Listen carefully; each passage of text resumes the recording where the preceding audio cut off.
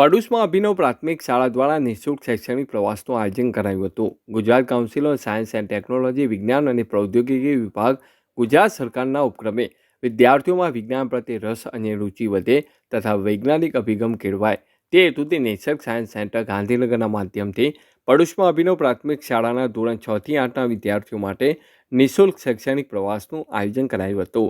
જેમાં શાળાના 47 વિદ્યાર્થીઓ અને 3 શિક્ષક મિત્રો દ્વારા રિજિયોનલ સાયન્સ સેન્ટર પાટણની મુલાકાત લેવામાં આવી હતી.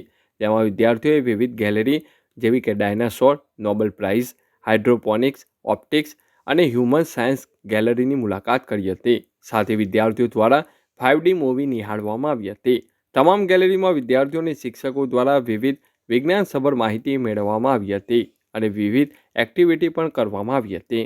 વિદ્યાર્થીઓએ ડાયનાસોર ગેલેરી જોઈને ખૂબ જ રોમાંચ અનુભવ્યો હતો. વિજ્ઞાનની અન્ય ગેલેરીઓ નિહાળીને વિદ્યાર્થીઓ ખૂબ જ આનંદ અને ઉત્સાહ સાથે એક દિવસીય શૈક્ષણિક પ્રવાસમાં જોડાયા હતા. તમામ માહિતી પડુશમાં અભિનવ પ્રાથમિક શાળાના આચાર્ય સતીશભાઈ પટેલ દ્વારા આપવામાં આવી હતી.